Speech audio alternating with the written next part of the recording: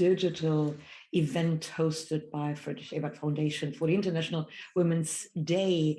And I'm happy to be your host today.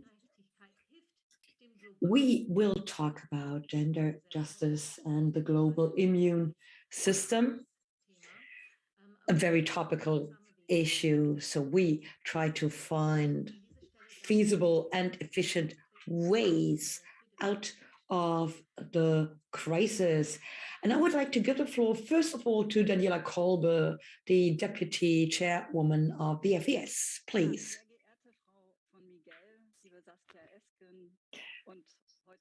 Dear Ms. Mikkel, dear Saskia Esken, and dear Professor Gosch, dear experts of today's panel discussion, and dear guests who are with us via Zoom and the live stream. I don't want to mention anybody in particular, and yet I would like to give two names. I'm very happy to welcome Elke Fernau, representing the civil society. She is the chairperson of UN Women Germany, and I'm also happy to have the ASF chairwoman, Maria Neuschel, with us. She's also a member of parliament. And there are also many other great women with us today. So I'm very happy to welcome you, and I would like to say a very warm welcome and greetings of solidarity at the occasion of the International Women's Day. 500,000 women and children are on flight in Europe. We are shocked by the images from the war, and we see in our immediate neighborhood and here as well that people are fighting for their lives. In view of this suffering, we have to make sure that people in Ukraine get help, and refugees, in particular women and children, find a home and have a future in Europe. The international community of nations is facing one of the biggest missions of the millennium, because this is about stability and peace. So we have to try hard, all of us, that is, that the threat is what we face in our societies as well, and what we combat to, so that human rights and peace may prevail in Europe once again. Now, this afternoon, we will discuss in the context of the G7 deliberations. We are trying to work on a multilateral solution in the context of the W7, and thus focus once again on peace and security, and on resilience, and on gender justice. We are defending participation, democracy, freedom of speech and of opinion. Now, this is what the G7 is about, and this is what the W7 is about. But they have also been influenced by another crisis the world has experienced in the recent past, and that's the COVID crisis. And now we are seeing a war happening right in the heart of Europe. So it's extremely important that there are political deliberations and exchanges. British Ebert Foundation would like to offer a space for these conversations and deliberations, so that we can honor the words of Willy Brandt, and so that we can work on a feminist multilateralism in the world. Now, we are closely collaborating with the DSF, the council commissioned by the federal government to prepare the W7 Summit. We are meeting at the eve of the International Women's Day, and we will talk about gender justice and how to get out of the crisis in view of the W7. Now, the FBS is a foundation with offices and agencies in more than 100 countries in the world. So we are focusing on multilateral interests, truly. Today, we would like to collaborate once again with the DSF, and we would like to thank for the support. Now, this is going to be an eminent participation for a debate about gender justice and the global immune system. We would like to offer a debate about policy which is truly multilateral, efficient, and apt to improve the situation of women in the world. And we will certainly have to also talk about security and peace this afternoon, for good reason, as you all know, because gender justice needs to be fought for, and we should not relent. No way, because gender justice is closely connected to peace and stability. And we also know that peace made with the inclusion of women is much more stable. But we also need to see the other crisis still. That's the corona pandemic crisis. So we don't want to have any re-traditionalization, and we won't go back just because of the pandemic. And we need to see the climate protection as well. Immunity here too, politically and societally, so to speak. We would like to talk about all these aspects in order to also bring forward gender justice as a means of innovation, because that's about persistence and health.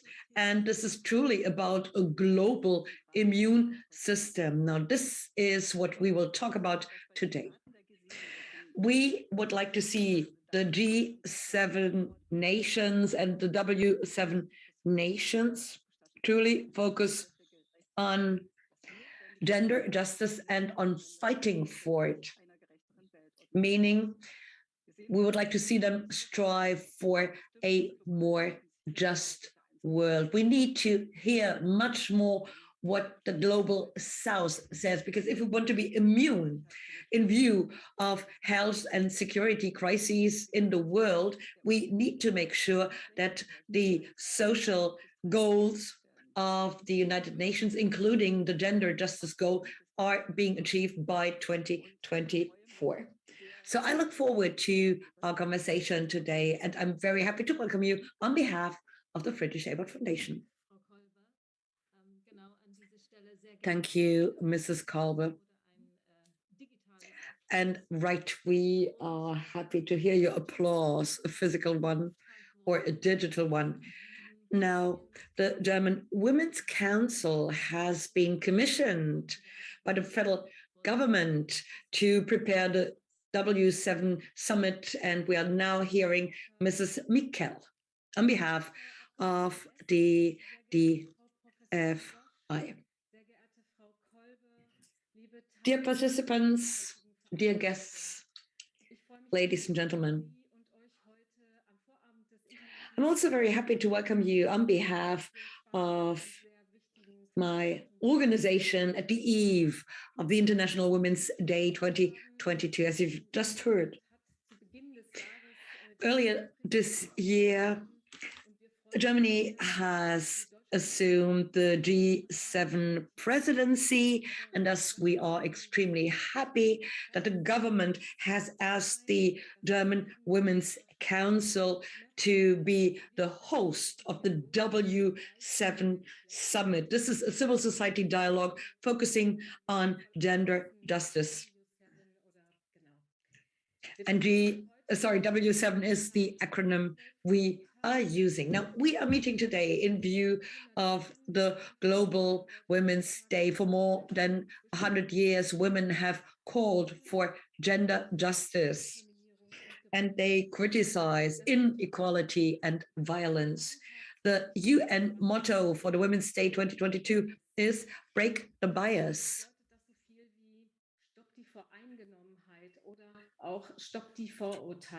Which means we fight prejudice and bias. This is about stereotypes, this is about cliches, and this is about the particular attitudes of girls and women in order to achieve more equality. And all of us who are working in the field of equality know that this is a major task, especially given the situation in our everyday lives. And yet, the International Women's Day 2022 is happening in an extremely difficult moment. And you've just heard in the last speech what the current major crises are on a global scale. I mean, 2 years of the corona pandemic crisis is holding us in its grips still, and the crisis is far from over. We see a much more traditional approach as far as gender roles are concerned, and we do see much more violence. The Global Gender Report of last year states that we have been pushed back by one generation because of the pandemic. That is to say, we need much more time in order to truly achieve equality. It was 100 years, it's 135 now. So there is a lot that needs to be done in this year of equality, which has been proclaimed by the federal government in Germany. And then for about 2 weeks, we see the shocking images of a war which is happening right in the heart of Europe. Please understand, Ukraine is only 800 kilometers away from the German border. So we seriously criticize Russia's attack on this country.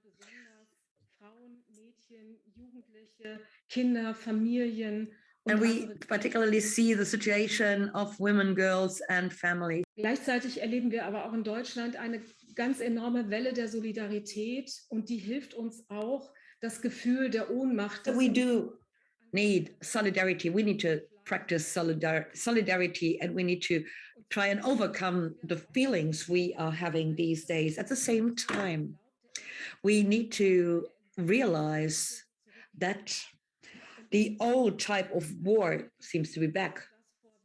And actually, I wonder who would have thought this a few weeks ago? I mean, who would have expected that we would be dealing with these questions today? So we need to be in touch with all the dialogue groups and the W7 heads of state and the G7 heads of state in order to end this war as soon as possible. And we need to get the civil society, youth and women's organizations and many other groups on board. Today, we would like to have a closer look at the civil society dialogue. One of the G7 tasks is the elaboration of concrete recommendations and demands at the address of the G7. Right now, there are about 60 W7 advisors who work on gender demands for the G7. 2/3 of the participants come from the global south, Iraq, South Sudan, Malaysia, India, and other countries. Now, it was important for us to have the global south on board, because what we are doing here has an impact on the world as a whole, which is why I am very happy that Professor Gosch will offer her keynote in a minute. She will talk about the particular social situation of women in the countries of the global south. Now, you might ask, what is our vision for the current G7 process? Now, we are convinced that equality, gender equality, is not about integrating men and women into a broken system. We need to change the system. Thus, gender equality needs to be the point of departure and the basis for all discussions and decisions in order to truly bring change about. So what do we need in order to achieve this goal? We need equal participation in all political decisions, enough money in order to allow for equality, a regular analysis, so that we can truly check what the impact of individual programs and measures is, and what is the impact for the individual sexes. And we need data, differentiated data, gender-based data. And we also need to look at the particular situation of women and other disadvantaged groups, especially from the global south. And they need to be part of the negotiation process, because they are the ones who feel the impact of the climate change, of the pandemic, and of patriarchy. So I am very happy to be here. I would like to thank you for your attention, and I'm looking forward to an exciting evening and powerful debates in order to help us overcome the crisis. And now I would like to give the floor back to our host. Thank you. I guess you also hear a lot of applause, or see a lot of applause. Right. A powerful exchange. That's what we are intent to do. We will talk about the crisis, inequality, and the different processes in the world. We will share experiences, but we would like to move on. And of course, we would like to find out what can be done, what needs to be done, and what can be done on all levels. In society and also individually. And of course, this is an event that is meant to be part of a community, because we are a community and we would like to work on all these tasks together. How does it work? Now, in a digital space, we do have a netiquette. We would like to have an open debate, but we are lots of people today, so this will not be a very verbalized debate. However, we do have a tool which is called Tweet Back, and you will see the link in a minute. Now, the Tweet Back is meant to replace the chat, because chats eventually get kind of confusing because there's just too much, whereas Tweet Back has you also offers also the possibility to like comments or questions other people in the digital space ask. We do have the live stream, we do have this tool, and of course, if you have questions, you please send a PM directly to the tech staff. Now, before we start, I would like to give the floor to you first and foremost, because we have a question for you. And this is how we start the Tweet Back poll. Are you confident that in the course of this G7 presidency, we'll manage to bring a bit more of gender equality about? Now, there are 4 possible answers. You are confident, quite confident, not really confident, or not confident at all. Now, we've just heard about visions and powerful ideas and participation and broken systems and the need for data and monitoring. So that's why we are asking, are you confident? Den Link schon gefunden haben. I can see that if you've already found the link, I'll wait a few seconds more. And this is more or less the tools that you will need throughout the webinar. It's really interesting to see the outcome. Let's see if I can share my screen for you or to see the results. So how confident are you? You can see that half of you is not really that much confident, and 10% are not confident at all. 30% are rather confident, and only 5% are very confident. So I'd like to hear a few of your voices. So maybe you would be interested to unmute yourselves just briefly in order to let us know why you came up with this or the other result. Why did you choose for one or another? Please let us know what's behind this outcome to understand a little bit better why we come about those numbers. So maybe we can start with the majority. So now we have 58% expressing that they're not very confident.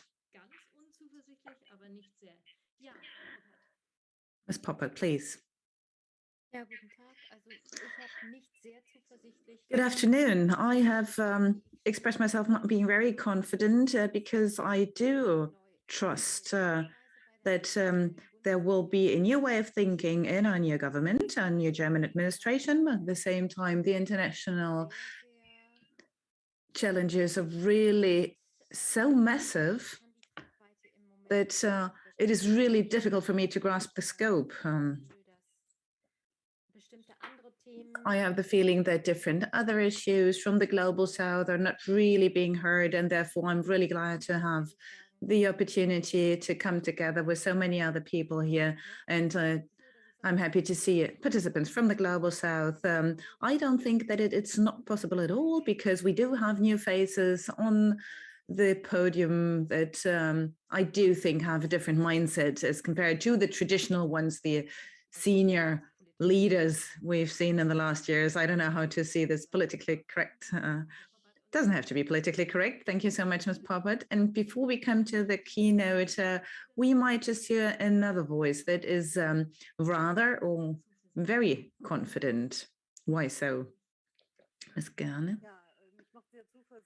Yes, I'm really confident because according to my recollection, it's the first time that gender justice and gender equality appears in the agenda of a government, and that at least we've seen some effort to turn this into a mainstream issue. And then together with Canada and the USA and France, we have a few actors that are like-minded, few members of the G7 that could be an activating force, not only because I'm an optimist because of my profession, but because I think that, of course, we can turn this all around to a more positive outcome. I will hope that this all comes true, but I think we have many different opportunities to really make this come true. And I think we've never seen this picture.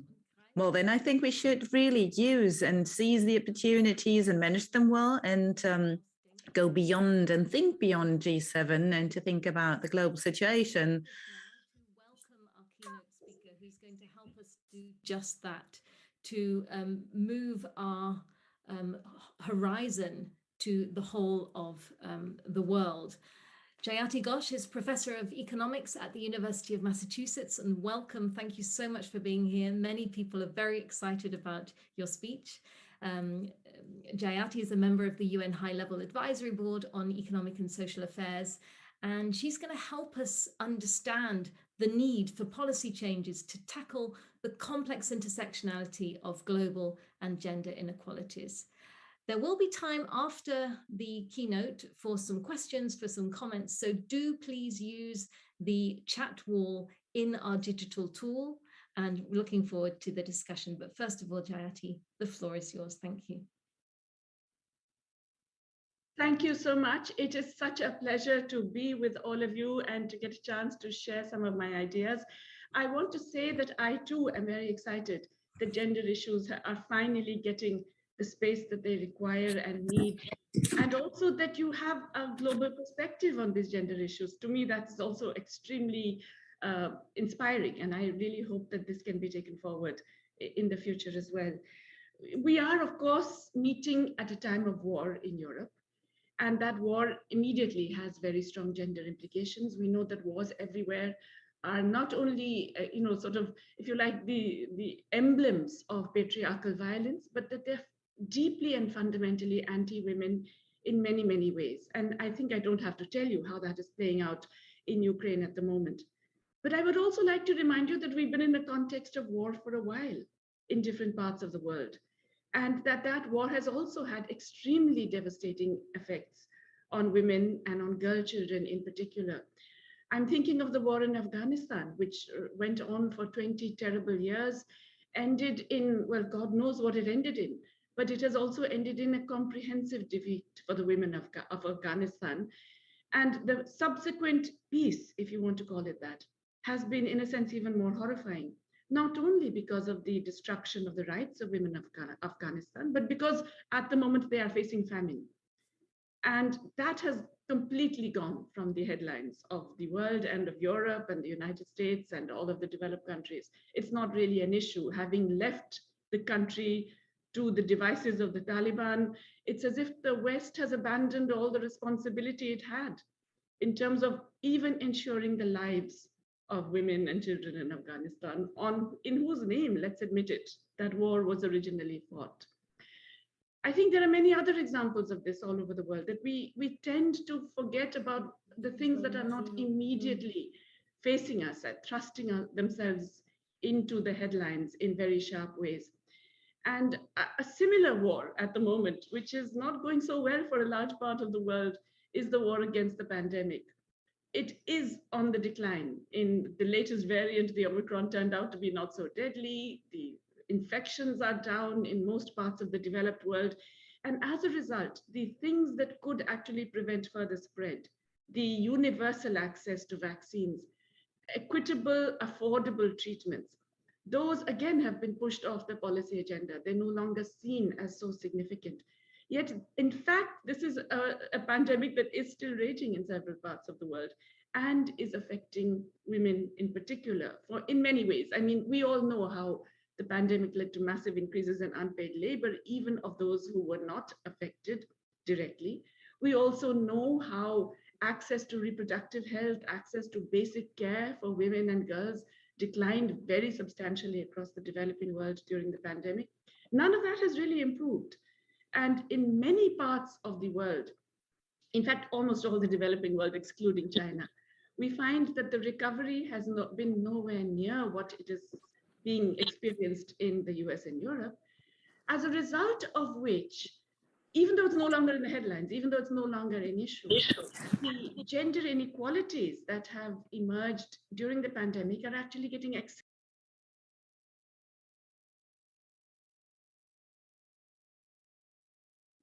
Mrs. Bush, you're muted, I believe. Sorry. Oh my goodness, all this time I was mute? No. Just very, very half. I think somebody muted me because I didn't touch anything. I'm sorry, where did you stop hearing me? Which point? So it was literally just the last sentence. Okay. So on the pandemic. Yeah. Yes. So what I was saying is that, you see, the impacts that the pandemic has had on women across the world, including in the developed world, they are being felt much more intensely in the developing world. And we are not taking into account the continued terrible repercussions that are coming about because of the wider economic, fiscal, and health inequalities that exist across the world. So let me just highlight a few of these. Not just to give you a very depressing picture, but to show you how some of these things can really be addressed quite easily if all of us raise enough noise in our political systems to make our governments see what has to be done. First, of course, there is the continuing inequalities in terms of vaccines, access to treatment, access to the basic things that will assist governments and people out of this pandemic. And this inequality is also it's not just because of, hoarding of vaccines in the north and all that. It's because production itself has been way below what is required, because we've allowed private companies the monopoly rights over the knowledge about these vaccines, even though they have been largely developed with public funds. So we continue to support the intellectual property rights that are enabling monopoly power and preventing universal access to health. It benefits no one except these large pharma companies. And I repeat, these were technologies developed almost entirely with public support, public research, public finance, public subsidies. We also tend to think that technologies in general, including for future greening, should be privately held and monopolized. We somehow support our governments who are not doing this, I would say, out of any social welfare purpose, but doing this out of being enthralled to the lobbies of big pharma and others, big pharma and big finance basically put together. We allow that relative power to influence decisions that affect not just the current health and well-being, but the future possibilities of productive transformation in the world as a whole. And I'm thinking specifically of green technologies. We know that the climate change is no longer something in the future. It's happening already. It's impacting us across the world in different ways. And if we don't immediately spend much more on adaptation and mitigation, we're in for major catastrophes. We are reaching tipping points, in other words, but we're not spending that. And furthermore, we are not forcing our financial markets to actually spend more on the green technologies than on the brown and dirty ones. And we are not enabling the spread of knowledge and technologies that would enable the developing world to adapt and mitigate in the ways that are required. These are also feminist issues. These are not just issues in the broad macro and international domain. They directly affect women and girls. They directly affect all of those who are already disadvantaged in myriad ways. I don't have to highlight to you how women are disproportionately losers out of climate change, or how the changing job opportunities because of the pandemic, because of artificial intelligence and the new automation and so on, are actually throwing more and more women out of the workforce and back into unpaid work. But all of these issues are actually very strongly linked to global international rules and regimes and our own national policies towards these regimes. So it's time for all of us feminists to actually make a noise about this, to link directly to the national and international policies and processes that are directly impacting women and girls. The issue of employment is very, very huge. And once again, you know, it was a surprise to me, perhaps to many of you. I really thought the pandemic would make policymakers wake up to the importance of investing in care. I thought this is so obvious. This is so staring us in the face that everyone is going to spend a lot more on health. It hasn't happened. In my own country, India, the government has spent less on health in 2021, less in real terms than they spent in 2019. I mean, it is unbelievable across the developing world how the pandemic has not changed this extremely, let's face it, patriarchal approach to health, where it is assumed that a very large burden of healthcare will be taken on by unpaid women within families and communities. And therefore, the public sector can afford not to spend so much on it. It can be this bargain sector where you dump all the work onto women in households rather than providing good quality public provision. It's not true everywhere. There have been some places where there's been some increase in health, but in many developing countries, even those that would like to do things differently, it's either external constraints like very high sovereign debt, or the fact that they're paying more on debt service than they are paying on health investments, or the fact that they're terrified about capital flight if they run large budget deficits the way the advanced economies have, that they have not spent more on health. We really have to emphasize that care spending is not just some, being nice to women and being good for welfare purposes, or it's being good to the children. It's not, it's much, much more than that. Care services are also one of the essential employment generators of the future. And so when we are talking about our New Deal, our Global New Deal, we have to emphasize that it's multicolored, that it is rainbow New Deal, not just green. Because yes, we need investment in new technologies, but we hugely need investment in the purple economy, in the care economy, because that is a huge employment generator. Unlike most other activities, the care and creative industries are the activities that do not get wiped out by new technologies. They cannot be completely routinized. There is always the human element. There is always the relational element. So they cannot be completely substituted by technologies. New technologies can assist. They cannot eliminate this work. And we underprovide care.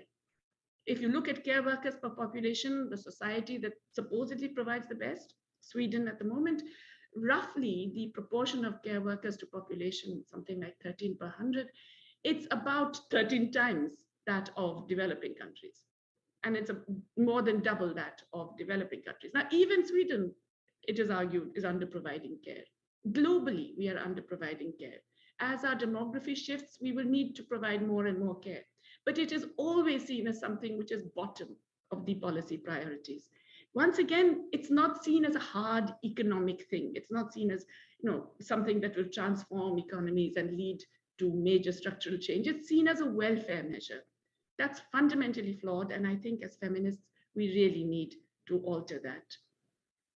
Similarly, I would argue that many of the fiscal constraints that plague our economies, we tend to think of taxation again as something separate. I mean, yes, there's a lot of work now done on gender justice in fiscal matters. Most of it is focused on the strategies of spending and how much spending is oriented towards women and girls. That, in a sense, we've been conned. Let me be honest.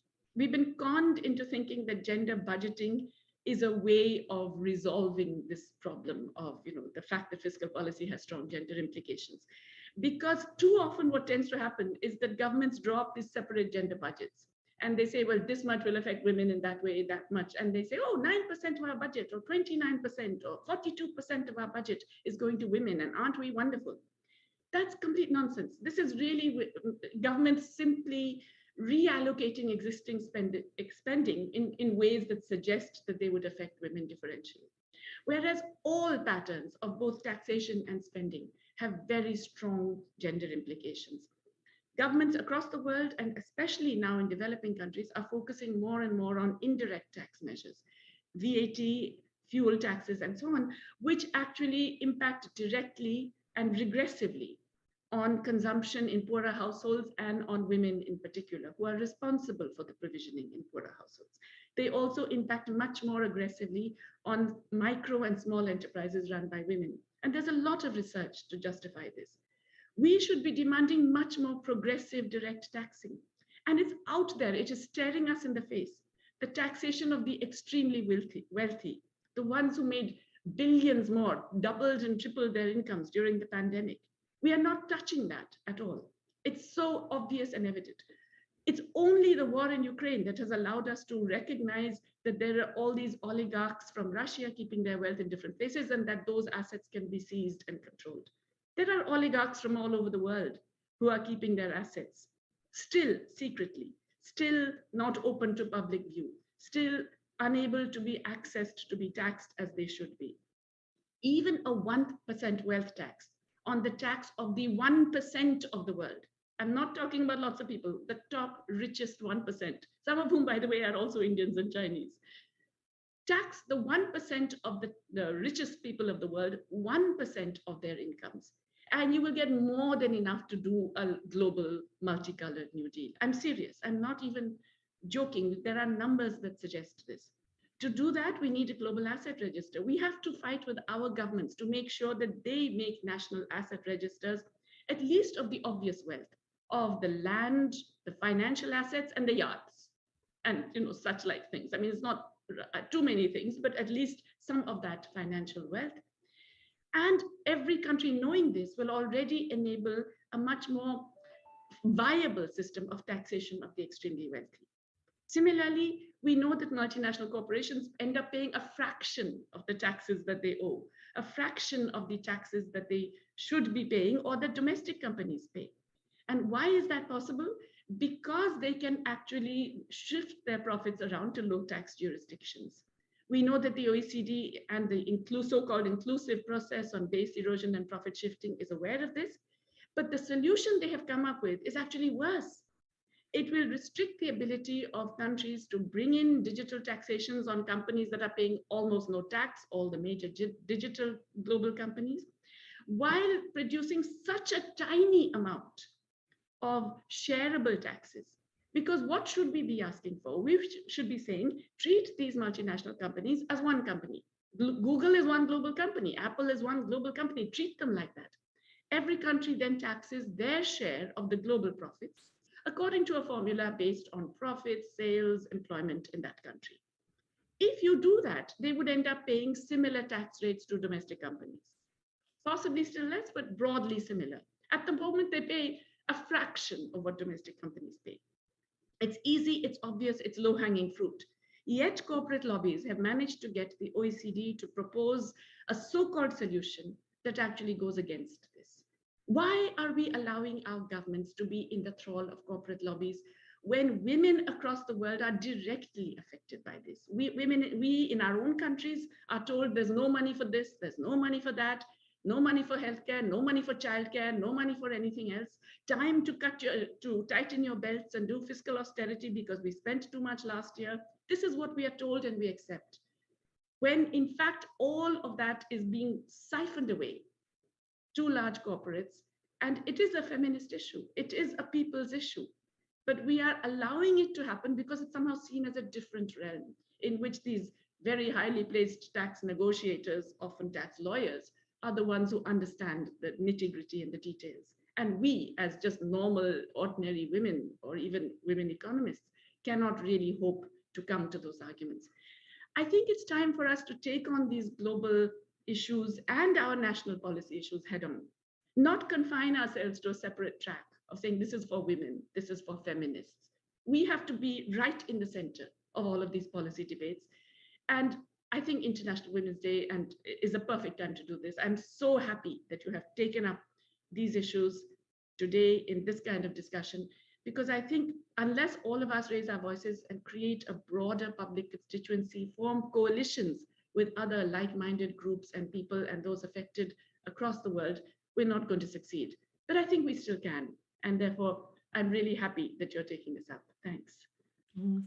Thank you. A round of applause here from our 15 pages of wonderful people who would love to be in discussion with you now, Professor Ghosh. So, ladies and gentlemen, you are absolutely more than welcome to be part of the discussion using our digital tool. I've already seen that there are some questions and comments coming in. You can also have the opportunity of liking those so that we can see what's interesting for more than you. And we have the wonderful situation that we have a little bit of time so that we can also perhaps have some voices heard from you as well.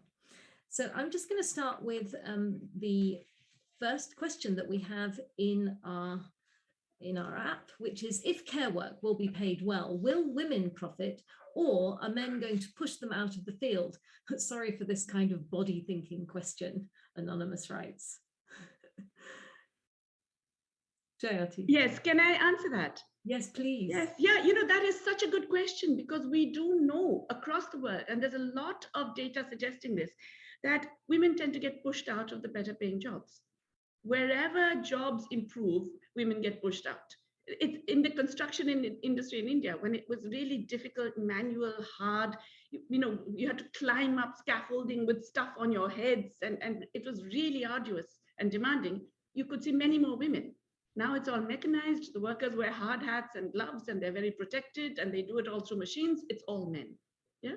Similarly, in fact, a whole range of activities, yes. Nonetheless, I do feel that it's the case that, care work, yes, is currently seen as women's work. And by the way, there's a wage penalty even for men who do the care work. Men kindergarten teachers, male nurses, etc., all badly paid relative to others as well. If, in fact, we give care work the social importance that it has, if we value it as it should be valued, then you will probably get more men also involved in care work. I don't see that as a bad thing. I'm really sick and tired of this whole, gender stereotyping where it's us women who care and all the men don't have to care. It has been an instrument of oppression for women over centuries. Let's admit it. And I think it's important to actually make care work also much more gender neutral, if you like. So I won't see that as a bad thing if there are more women also, and more men also involved in care work. I'd rather see that there will be massive positive multiplier effects of that care work. If you employ many more care workers and you pay them instead of the unpaid care work, they have incomes that they can go out and spend. And that generates very positive multiplier effects. There's really good work done by Özlem Onaran and others that points to multipliers of as high as 5 or 6 for care investment, as opposed to multipliers of just about 1 for investment in infrastructure. Thank you. And there's another question just come in here in German, which I think we'll pick up later on the panel, that women are taking up 80% of care in Germany. And there's a lot written about it, talked about it, researched about it, but who's actually changing anything? Who's actually standing up for women and helping them to have this voice? I mean, Jayati, this is the German situation, but it's presumably not terribly different elsewhere. You said there's a great need for us to stand together and raise our voices. What would be your tactical advice at a national level? You know, it's so hard to say because every nation has its own political context. And I have to confess, I mean, in India, we're facing a really bad political context. Let me be honest. It's a terrible situation and very, very hard for progressive voices to make themselves heard. Even in this situation, even in the absolutely horrendous situation of workers and women workers in particular in India, there have been significant and reasonably successful attempts to mobilize women public sector care workers who are like the lowest paid in the world. They're not even recognized as workers. We have a strange category of volunteer workers. They are accredited social health activists or ASHAs, who are health workers, and workers in the creches for children, in the nurseries for children and lactating and pregnant mothers, who really do not even get the minimum wage. Okay, they are seen as volunteers rather than workers. They get something like 1/3 of the minimum wage. They have been mobilized. There are now associations and unions, and they have been able to get at least slightly better conditions in a context of, you know, a really terrible labor market. So I think the responses have to vary in very different contexts, but solidarity is very important. It's been so hard to get men in other formal trade unions to recognize the importance of these so-called informal women workers, even in public sector employment. It's been so difficult, but it has finally happened. I think we really have to, and I think this is also true in Germany, we really have to extend our coalitions. My colleague in Amherst, Nancy Folbray, who has written a wonderful book called The Rise and Decline of Patriarchal Systems, she has a phrase in that book saying, necessity is the mother of coalitions.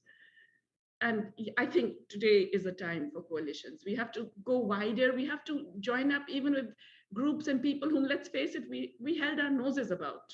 You know, we have to find common ground on different issues and make sure that we can work together on those, because otherwise it's a very difficult political context. Right, and it does sound we have to be very tactical on strange bedfellows. Maybe someone has also has another suggestion, which is quite interesting. How would it be if women also only care for women and children? That might also be an opportunity. Let's move. Let's move to the broader picture. But before we do so, I can see that Frau Bochert has her hand up. I'd love to hear your voice, please. Yes. Hello, I hope you can see and hear me. Very well. My name is Nadine Bochert-Apfelbacher, and I would like to raise my voice for all gender equality. And I just saw in your little chat that somebody just wrote, as I would say, like a transphobic commentary, and I don't want to leave that without a commentary. It's just said that some women, I don't want to repeat what it has said, but I would like to raise my voice for all genders and wanted to make clear that I think speaking about equal rights includes to watch our own way of pushing down others. And I don't like the discussion who is a real woman and who is not a real woman, and this bashing against transgender people. I mean, it's coming up more and more in other discussions, and I would like to raise my voice and not just write a comment about it, but to raise my voice to say, I don't like it, and I stand for, and my community and the community I work for is for equal rights for all genders and under the rainbow, and let's stand together for human rights. That's all I wanted to say. I couldn't agree with you more, Nadine. I have not seen that discussion, but I would be shocked and horrified. I do not support that at all. I am very much in favor of seeing, I shouldn't have used only women, I agree with you. But definitely, we are all part of that same movement. Transgender people, people with different sexual orientation, we are all part of that struggle of the oppressed majority. Let me put it that way. Mm-hmm. And I do not think we should be dividing ourselves in this way at all. And so I completely support your position. Absolutely. And please, as the person who is the process here, if I could make it very, very clear that we're absolutely not interested in those comments. Thank you very much. And thanks for raising your voice there. Let's move the focus of our discussion now to these big policy areas. And there's a lot of, I think, a lot of support for what you were saying on, for example, how would you see a global tax being channeled for the gender equality cause? What about, someone also says, can there be feminist change without changing capitalist structure? So are we talking about a huge transformation of our whole understanding, or an ideological transformation as well of policy and politics?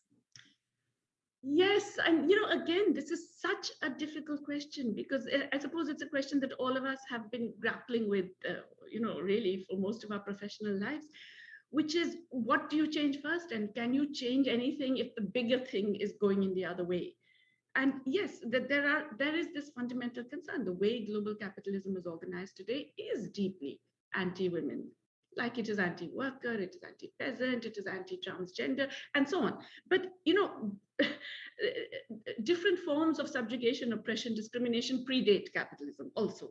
So, and we know that is not even, getting rid of capitalism need not be enough to change some of those critical sort of inequalities in terms of gender positions and so on. So it's a very big ask. I personally, okay, let me be just a little honest. I've waited so long for this final crisis of capitalism and this transformation of the system and so on, that I don't know if we have to keep doing that. We have to keep chipping away, doing whatever we can in whichever way. And all of these little things together will add up to something. So I, of course, think that there has to be transformative change, but transformative change often doesn't necessarily happen like one big bang. I mean, let's face it, in Europe, especially Eastern Europe, your experience with big bangs was not a good one, right? Transformations can happen through little chippings away and changes here and there, which come together. And there can be certain tipping points, but there can also be others that sort of create a process and a momentum, a bit like rolling downhill, that you kind of begin slowly and then it gets faster and faster. So I think we should be working at every different level. We should be working at the level of international taxes. We should be working at the level of domestic demands vis-a-vis, worker regulation. We should be working at the level of what we're asking in terms of how finance is controlled. I mean, many, we should be doing it in every possible way. We shouldn't be restricting ourselves. And while I do agree that we need transformational change, and many of these things are going to be hard to do within a broader context that we have, we can't just get rid of that broader context. We have to chip away at it. We have to make it less and less feasible and more constrict. We have to make that context shrink rather than allow ourselves to be shrunk by that context. Thank you. And one person asks, wouldn't it help if there were more women in parliaments? I mean, that would obviously be one area where we could start chipping away. Absolutely. I completely agree. I'm a big fan of women's reservation, by the way, not just in parliament, in everything. I really do believe that, it's not just enough to have 1 or 2 or 3 women in anything, in any organization, any outfit, any movement, because you need enough warm bodies to change the culture. If you're just 1 or 2, you end up having to conform to that culture. And it's only when you have enough that people have, have the voice or even are confident enough to express certain things, which otherwise get suppressed. I've seen this in my classes. When we started having different kinds of reservation, my classes went from 10% women to more than 50% women. It transformed the way the women themselves participated in education. They were much more confident, asking more questions, doing much better.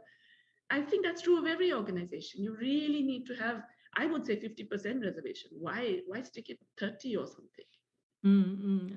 And actually, some of the comments that we've had here are saying, how can we actually support women in having their voices raised? And as you say, it's by it being perhaps more normal in a certain environment, because the majority are women. There are a couple of questions here. Again, we're moving out to the fiscal and to the very economic questions. But now in Europe, someone says we experience a redistribution to the military, not to care. I agree with the issue of taxing for the lives of the broad majority, but do you have a strategy for this redistribution issue, which is also similar to that question, which I can't find, but couldn't we channel global taxation to care, to the equality, gender equality cause? How? Yeah, so again, a very tough question. And I know, especially in Germany today, that's a really complicated question, because you have suddenly had an increase in military budget, which is against your trend, right? You actually had reduced over time, and now you're increasing for obvious reasons. And that's a hard one to combat, because obviously there are immediate geopolitical, strategic, and military reasons why you may want to. But I would put it to you that a lot of increase in defense expenditure doesn't happen because of immediate causes like this. In fact, the US defense spending is unrelated really to war, in a way, in a peculiar way. I mean, it's true, the US has been fighting wars now for 30 years. They never call it war, apparently. It's called something else, always peacekeeping or some such nonsense. But the US defense spending is often unrelated to war. And because it is inherently seen as so nationalistic, so, and it's also deeply macho, right? So it also speaks to a lot of the inherent sort of values of national pride and so on. It's also very opaque. None of it is subject to any kind of scrutiny. Whether it is the Pentagon in the US or the defense budget in India, you cannot question defense budgets. They just keep growing. You have no idea how much of it is wasteful, how much of it is unnecessary completely, how much of it does anything positive in terms of either technology development or science or employment generation. I don't believe that is healthy for a society. And I think that many of us, this is a bad time to raise it in Europe, I recognize, but many of us are so, in a sense, kind of terrorized by this whole thing of being called, anti-national, or allowing our sovereignty, etc., to be under threat, that we forget to query these basic things. And I repeat, wars are deeply anti-women. The war in Russia is deeply anti-Russian women. The war created by Russia, it's not just against Ukrainian women, it's terrible for Russian women. It's terrible. Wars are very macho, militaristic, and usually, in a larger, broader sense, unnecessary. This one was thrust, I agree, on Europe, but I would still argue at every point, political diplomatic solutions are what people prefer. Not just women, people always prefer those solutions. And as far as possible, I think we have to be encouraging those, also because it reduces the wasteful spending that we are not allowed to question. Thank you. And there's a comment here. Anonymous says, we have to learn how to rethink socioeconomic situations and truths when we're children. So this... having your eyes opened, basically, I think is what you're saying. Ladies and gentlemen, we have another 6 minutes where you can also raise questions if you'd like, by raising your hand and speaking to Jayati. I'm sure she'd love to be in conversation with you personally as well. Would anyone like to not use the chat for once? Yes, I kept it short precisely because I wanted to have conversations. So, yeah. Und das kann auch auf Deutsch sein, ist überhaupt kein Problem. Es kann auch übersetzt werden, wenn Sie You wollen. can do it whichever way you like. If you prefer to speak German, there's no problem whatsoever. There is an interesting question here. Since science often drives change, what about your scientific field of economics in the discourse about care as part of the GDP changing? So how to what extent do you think science can drive? Yeah, okay. So, economists like to pretend that we do a science. We don't. We do a social, science, if you like. We do a social study. And one of the big mistakes of mainstream economics, which let me also say is a very macho patriarchal discipline and therefore has proved to be so inadequate in dealing with the challenges of our times. One of the failures of that discipline is the idea that you can pick certain indicators, simple and simplistic indicators, as the signs of human progress, and then focus all policy making on that. So GDP is, if you like, the prime example of that. GDP is simply the aggregation of all the monetary transactions that occur in an economy. So it excludes all the non-monetary transactions, even when they're of immense value, whether it is unpaid care work or it is work that enables environments and nature to survive, which are unpaid and done by individuals, communities, and so on. It excludes all of that.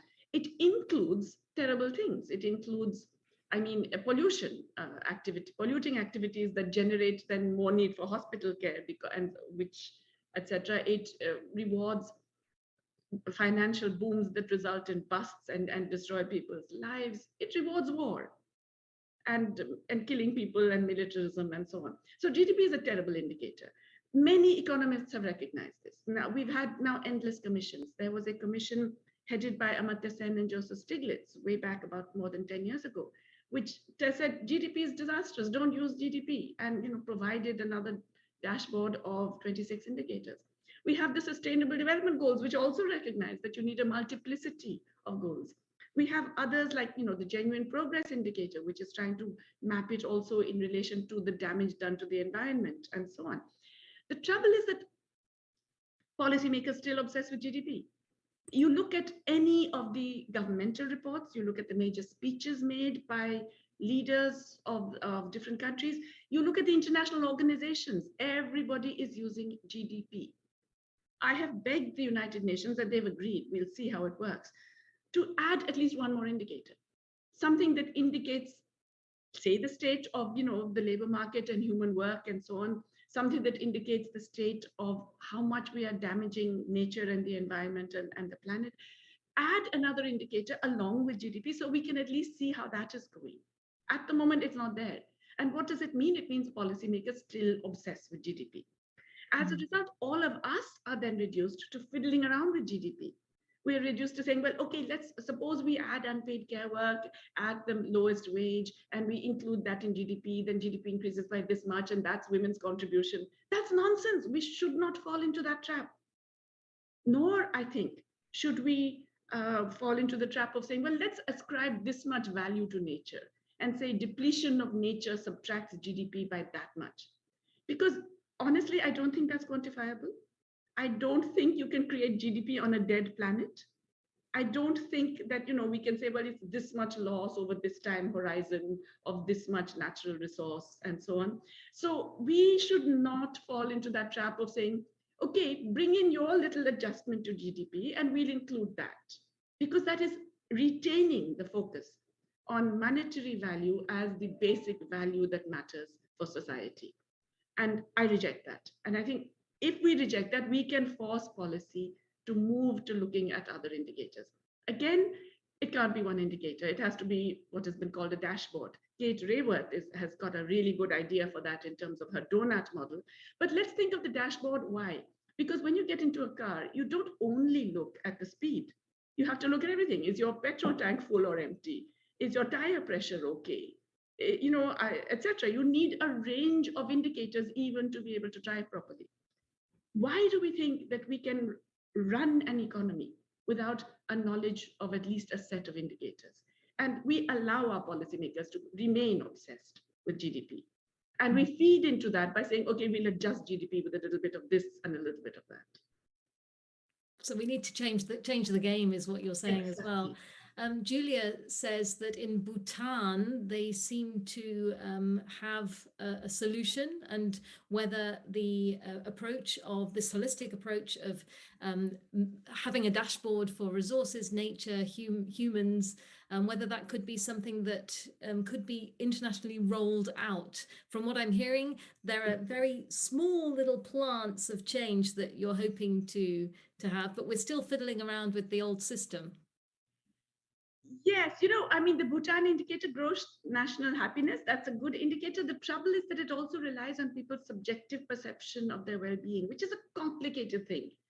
You know, you can make oppressed people happy with their situation also and say it's fine. And I don't know, it's a little complicated, I would say, the ones that rely I'm in a council. The WHO has a council on the economics of health for all, which is run by Mariana Mazzucato. And it's a great council. It's all women, by the way, 10 women in this council, economists. And our aim is to say, we want health for all. That's our goal. What is the economy we need to get there? So we are not doing it the other way, saying that health for all will contribute to the economy by giving you this much more GDP and the usual way. We are doing it the other way. We are saying, forget the GDP. We want health for all. What are the economic elements of health for all? And how do we get to that? So we have brought out a brief on finance. We've brought out a brief on controlling innovation. Our latest brief, and I really hope it's going to be released tomorrow, in fact, our latest brief is on value. And what do we value to get health for all? And how do we make sure that governments do that? So I think, yeah, there are different efforts going on and we can do it. We can, in fact, at least create a social space and a public space where such ideas are taken more seriously. Oh, thank you. Just one final question from me, if I'm allowed to pose it, is that with this meeting, with this congregation today, we're trying to also look with confidence into the future. And what can you give us to help us have that sense of, yes, this G7 could really make a difference to the way that women and men and diverse are able to have equality in this really sticky situation, as you've said, where the global inequalities are just hammering each other and intensifying each other. What can you give us? I wish I could give you an assurance that this G7 will change. But okay, let me tell you what I think. I think governments don't change because they suddenly become good. Or even if they hear a nice presentation and say, oh yeah, that sounds good. Governments don't have changes of heart and suddenly become Mother Teresa or something. No, governments change because people force them to. Governments change because of pressure from below, because of enough noise in the system, because they have no choice but to change. So I think our job is to create that pressure from below. And, I'm not as hopeless as the situation may appear. The situation is pretty dire. I mean, in my own country, it is beyond words horrible, right? But what I do find, even in India, is that there are these extraordinary young people who have guts, who have imagination, who have creativity, who are unafraid of the terrible world we are leaving for them, and who have many ideas for change, particularly young women. And I find that this is true across the world. I find this even in my students here in UMass. There are really good ideas among the young. I think we really have to put a lot more faith in the ability of young people to put a lot of our strength and energy into assisting, supporting them, and building coalitions everywhere. I repeat, I think, we ourselves, a few of us alone in little silos, we can't do anything. We have to build coalitions. And I see this as a great opportunity, in fact, to build these coalitions. Wonderful. Thank you so much. And you're getting lots of hearts and claps. And let's everyone please put our hands together for this wonderful introduction, but also the opportunity for us to have a good outlook on how we can actually transform little by little the way that the world works. Oh, we're getting a nice shared screen of all of us. All right, so let's go back to, there we are. Now we can see see everyone. Okay, ladies and gentlemen, also just so that you're aware, everything that we are writing in our tool will be also available afterwards. So if you want to refer to anything there. Brilliant. Thank you so much for the questions and the comments that we've just heard. And we heard at the beginning of the meeting today that obviously it's going to be much more important in the light of the last 2 weeks. Und jetzt wechsle ich wieder auf Deutsch. Entschuldigung. Dass wir auch Switching to German again. So in the light of what's happened the last 2 weeks, it's not only important to look towards the G7 summit or the German presidency of the G7, but as well, and first and foremost, the foreign policy, foreign and security policy has to be one of our focus.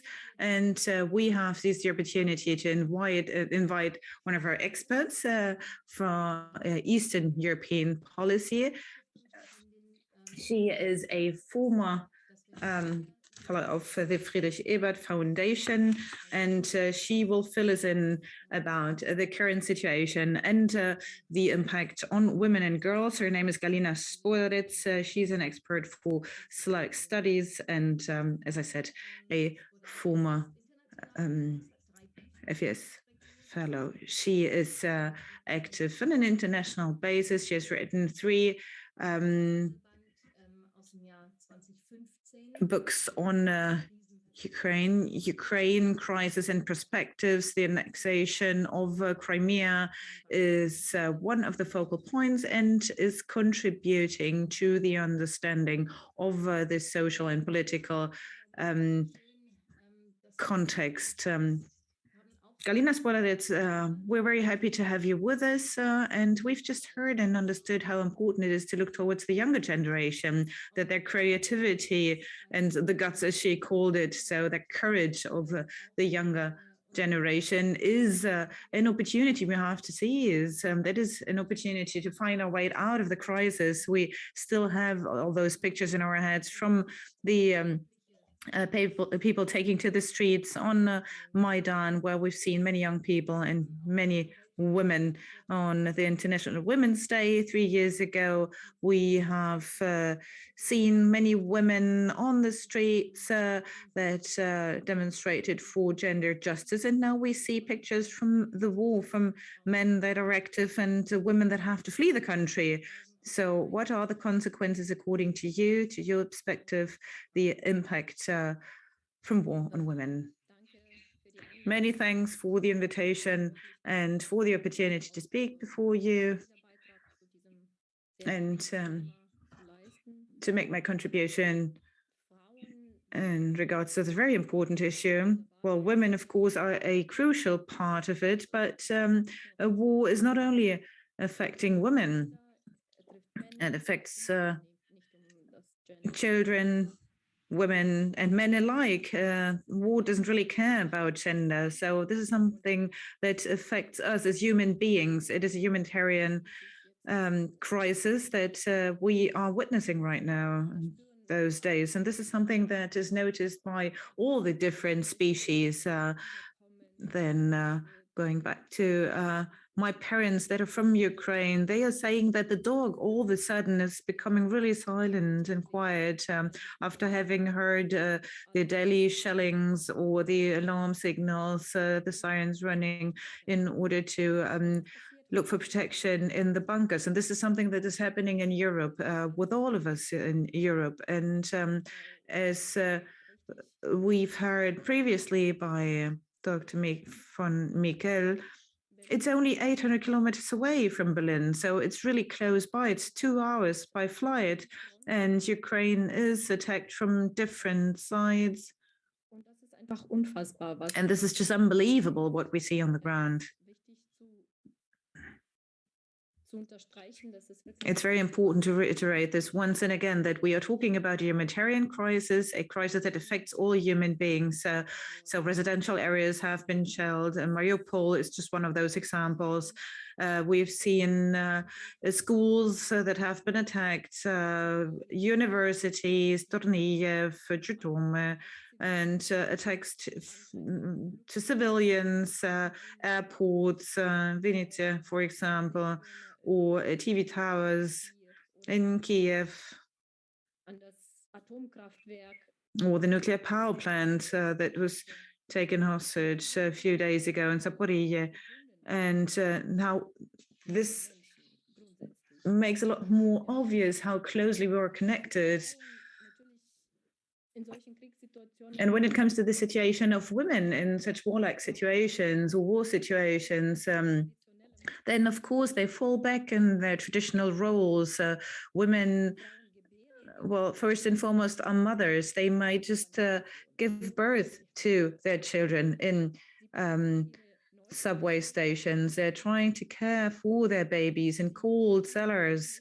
They don't have any possibility whatsoever to take good care of their children, and once they die, they don't have the possibility to bury them appropriately. Of course, this is a war where all are affected, and children and babies die.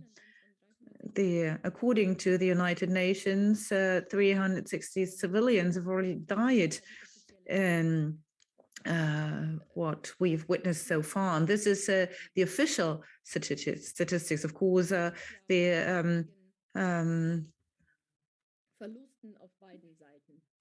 the non-registered cases, of course, do not appear in the statistics. And we talk about great losses on both sides of the war, from the Russian army and the Ukrainian army. And women are not only seen as mothers, they are displaced. They are the ones who have to flee. You just said so.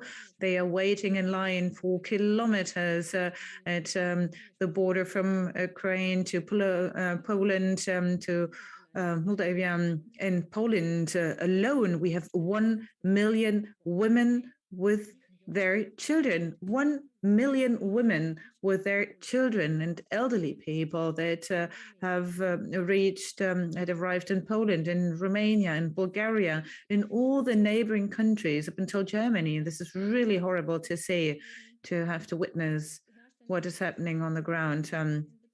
We are a bit speechless because what we are witnessing right now is just simply so difficult to explain. So this is something that we can understand a little bit better when we hear about the stories of individuals where her parents does not have any possibility to leave Mariupol, and she's in Vinnytsia, and she does not want to leave the country without her parents. And no humanitarian corridors are opened, and the possibility to flee the country is not always there. And people are not fleeing the country because of their own will, because of frustration, because of fear to be persecuted. And then, of course, volunteers on the ground helping those women and elderly and children. And the volunteers, a big majority of those volunteers are women. We have men as well, and at the borders we have nurses, military nurses, and doctors. But what we have to say as well that with Teroborona, this is territorial defense. This is a new organization that was founded. We have a lot of volunteers that are working in the organization, so we have the possibility to register as a volunteer and to take up arms. And many women have registered, have come up that are trying to defend their hometown, like in Kiev, for example. We've seen many of those volunteer women in order to maintain the territorial integrity of the country or of the cities, and to keep peace. Yeah, it's a very colorful picture of what we're presented with, and I think that only with solidarity is, or solidarity is the only way out of the crisis. But the fact that women are underrepresented at the borders, this holds true. So this is something we're not really aware of when it comes to wars, all the different roles that women are taking on, but as well on the side of the Red Army, we had 1 million women when men had basically been defeated already. This is when women came to the border and took up their arms.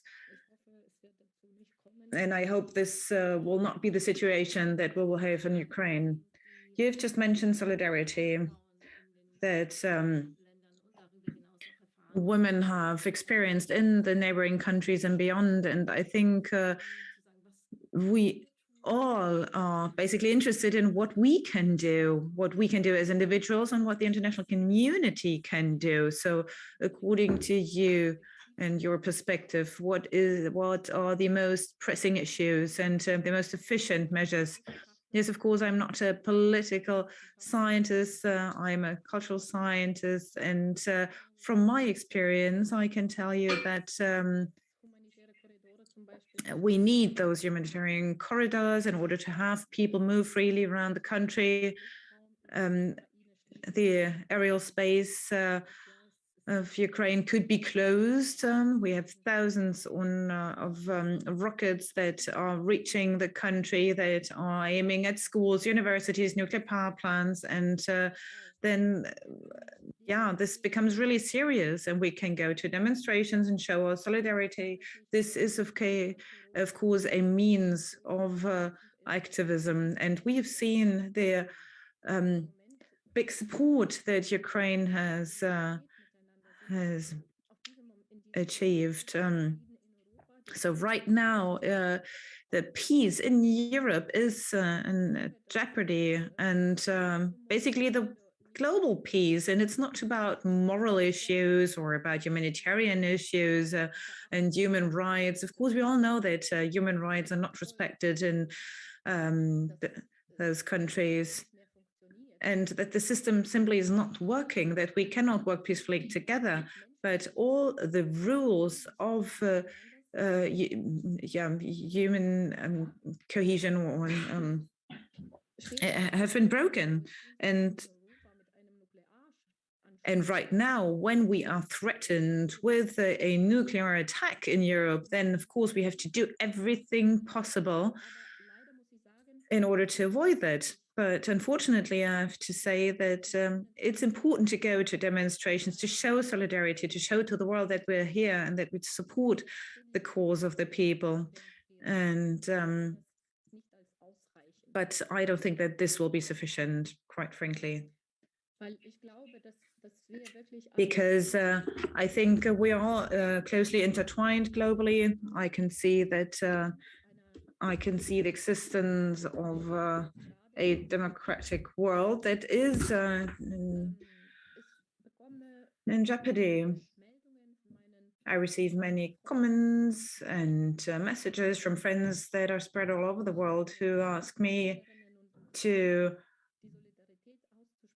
express their solidarity towards Ukrainians, but we don't really feel affected. This is something that is taking place, but it's not really as close as it seems to be. It's like at our doorstep, but it's still not in our house. And this is really horrible, because I think we have to become conscious that the way that the territorial integrity is at stake right now in Ukraine has already been violated, and this massive war broke out on the territory of Ukraine.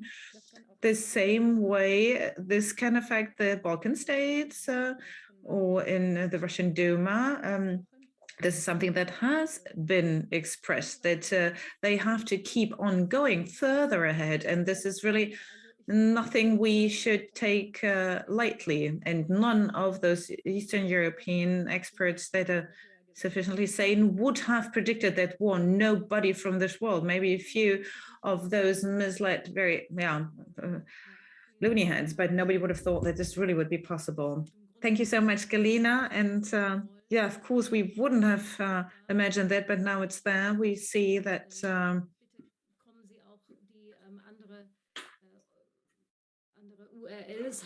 And please, those of you who have different URLs, we have different ways of donating. So we have possibilities to do something, become active. By the way, Galina said already, solidarity on all the different levels, maybe in the individual level or the political level, is really important. And this is what we will address now in our podium and the discussion. We can and have to be active.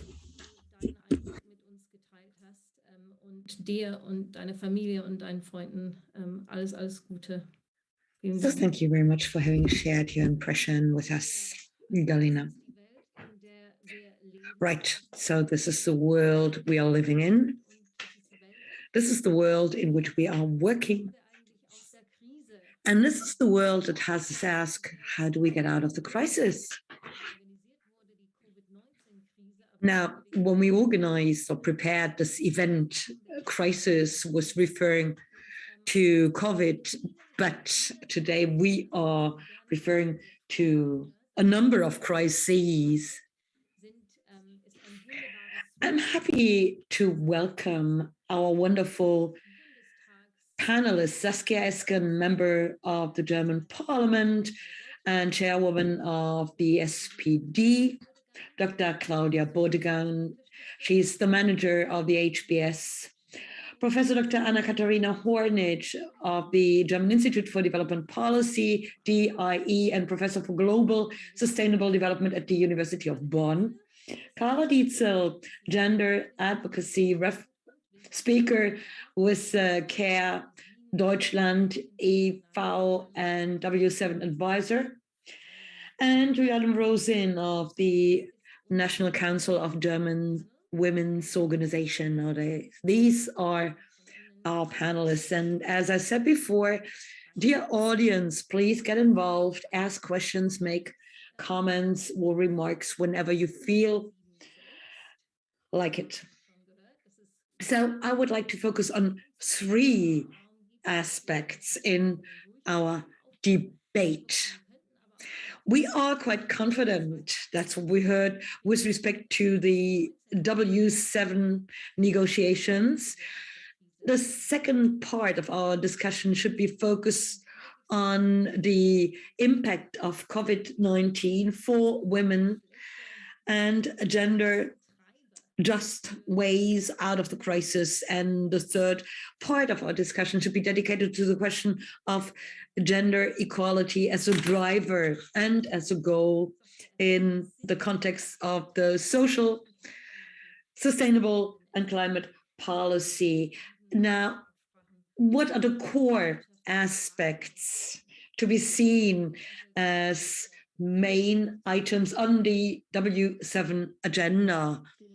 I wonder, Mrs. Esken.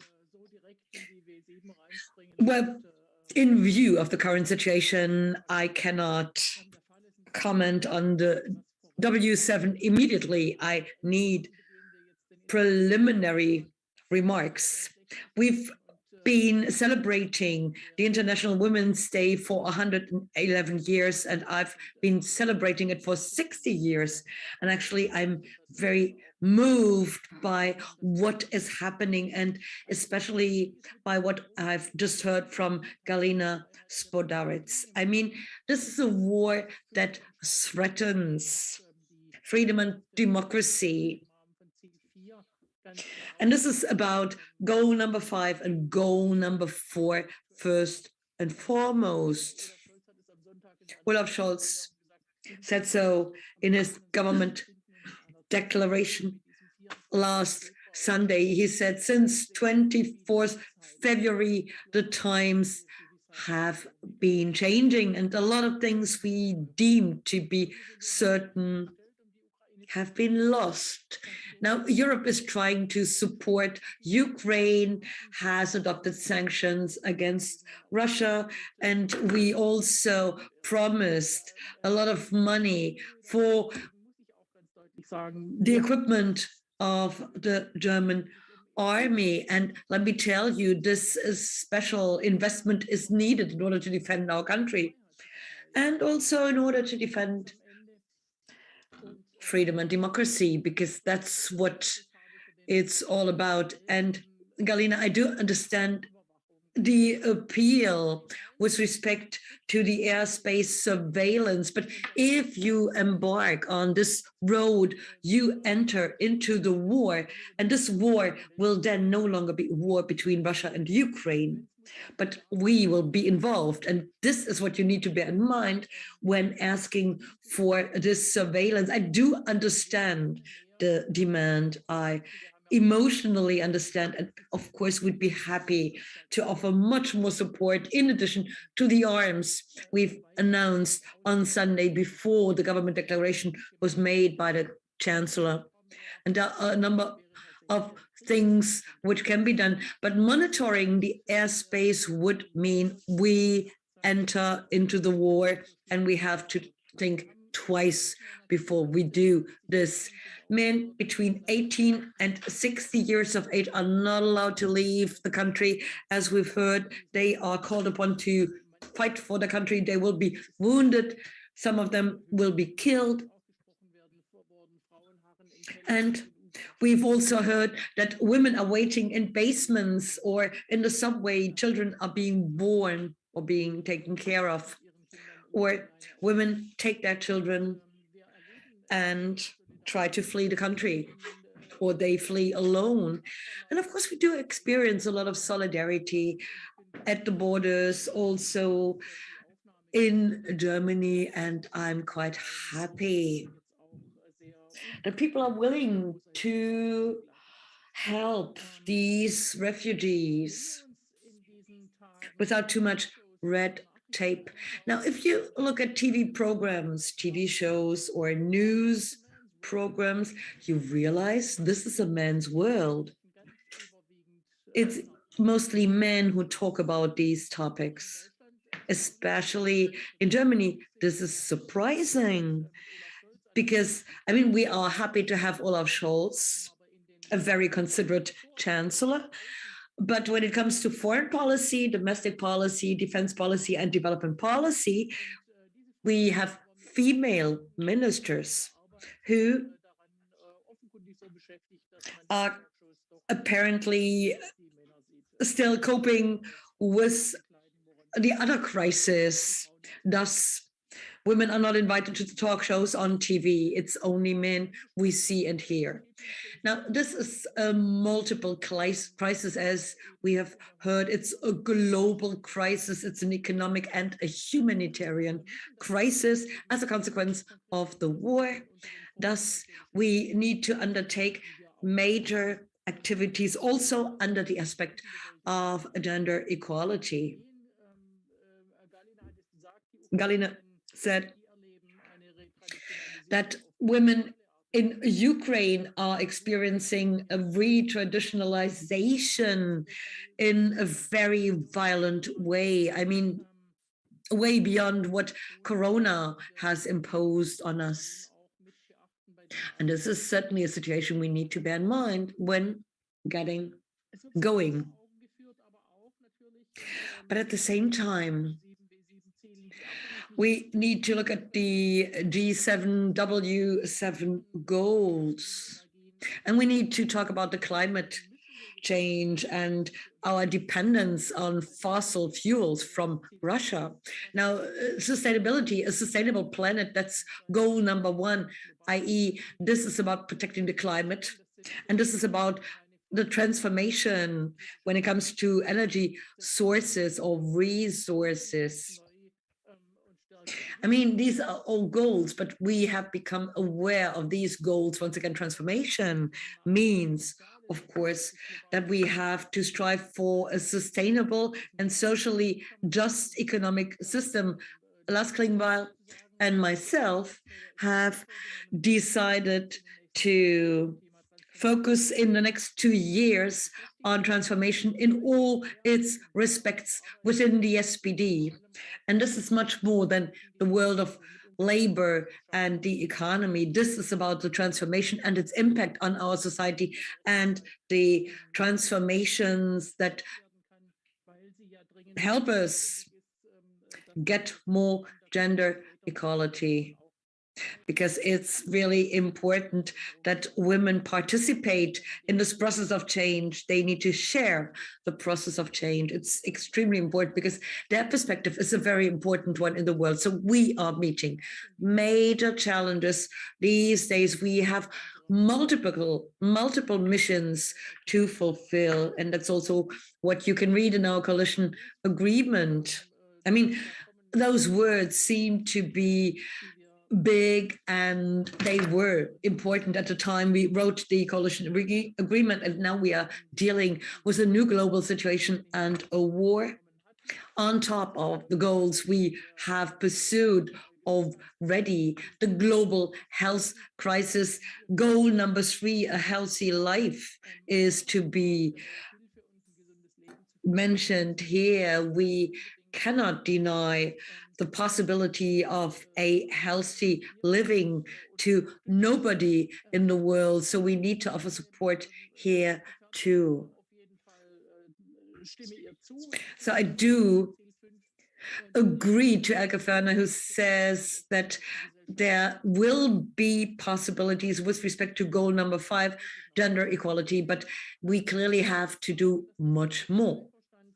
And let me tell you also that the board of the Social Democratic Party in Germany has established a network for female foreign policy, which is also important because we need to have many more women involved. There are a number of women who are quite experienced in the international sphere, and if they are feminists and very much focusing on equality, they might be interested in joining this network. There is a program which will be hosted by the SPD political party school. And I'd be happy to see many more women in this field supported and sponsored. Absolutely, we need the young women on board. Now, what about your expectations with respect to the W7, Carla Dietzel? I wonder, what do you think you can achieve?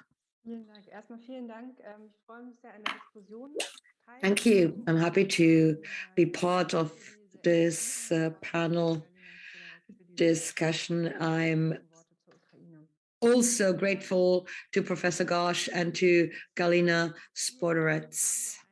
Now, there will be a W7 summit, and we do expect a major exchange at a very powerful position when it comes to gender equality. But this is also going to be a summit of diverse voices.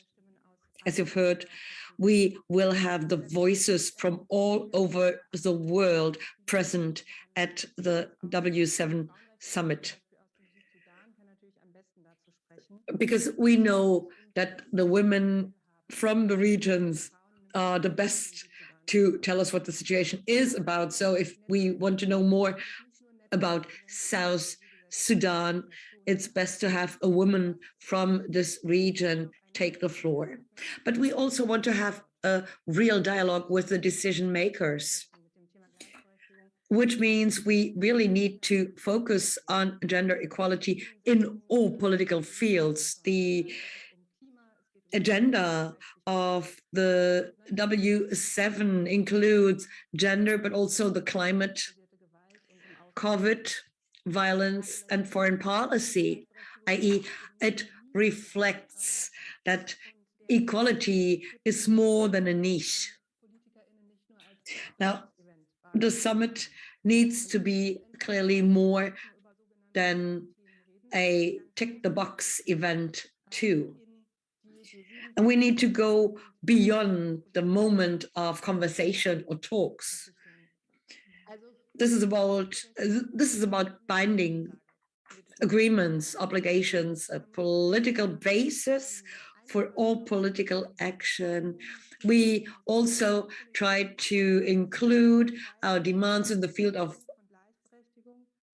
feminist foreign policy in the range of the G7 goals, because this is also a basis, the basis we need to create a peaceful and sustainable world. Our foreign policy needs to be geared at wealth for all and peace and freedom.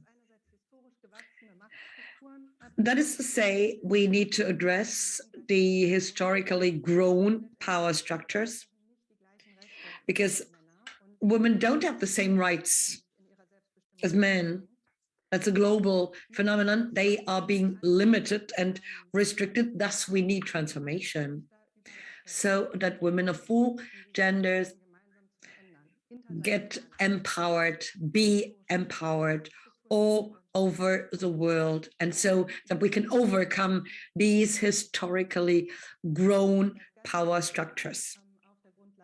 So this is not about gender equality only, it's also always about participation, the voices of women, especially of the women concerned, need to be heard. This is also the UN Resolution 1325, Women and Security. This is about the involvement of women in peace negotiations and talks. Absolutely. Now, you seem to be quite confident that we can move forward. Thus, I would like to ask Juliane Rosin. Because in the beginning, I asked the audience whether they are confident or less confident or not. Now, there were some who said they were not really confident. But what about you, Mrs. Rosin? Do you think there will be change, there will be a transformation? I would like to quote Elke Ferner, and I would like to call myself a professional optimist. That's what Elke said.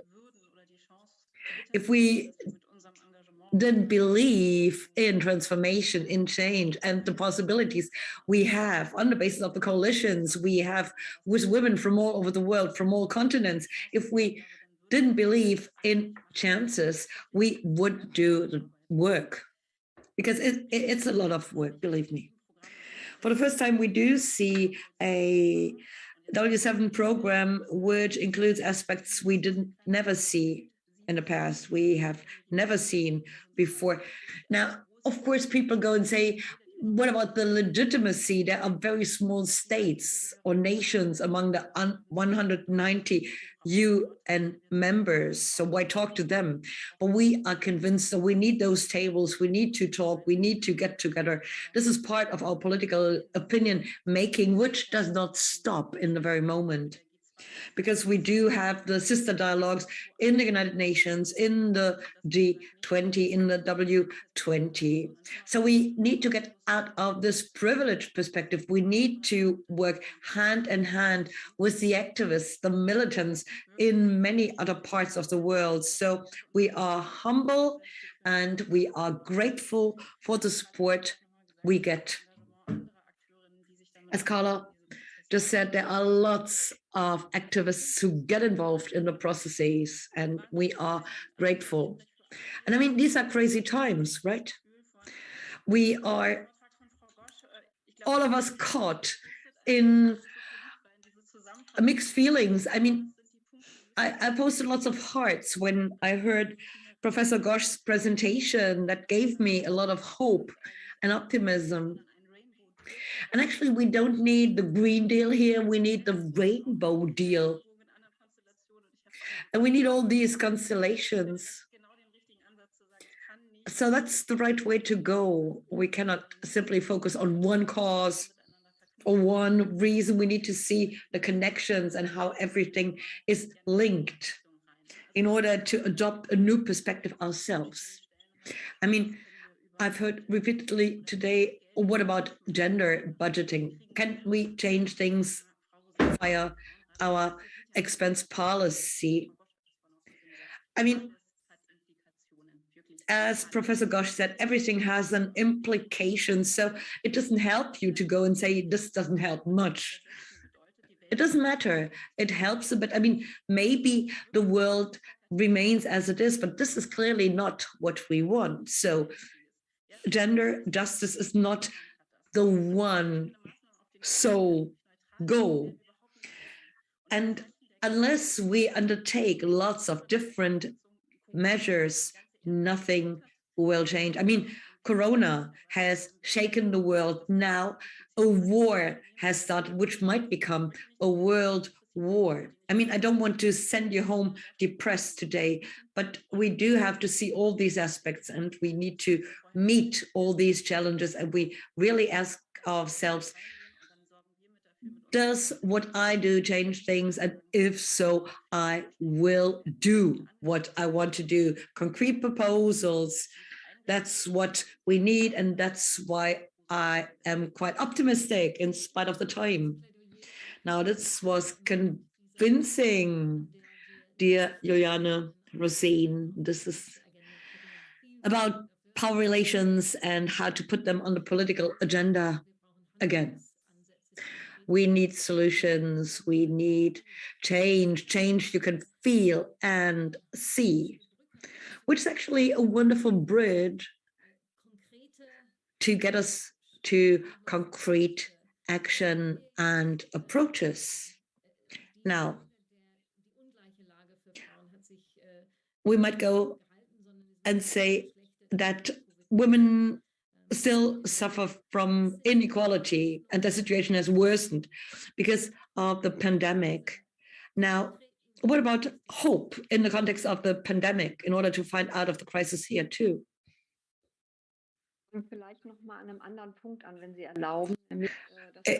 If I may, I would like to come back to another aspect, because we have just heard about all these crises we are having.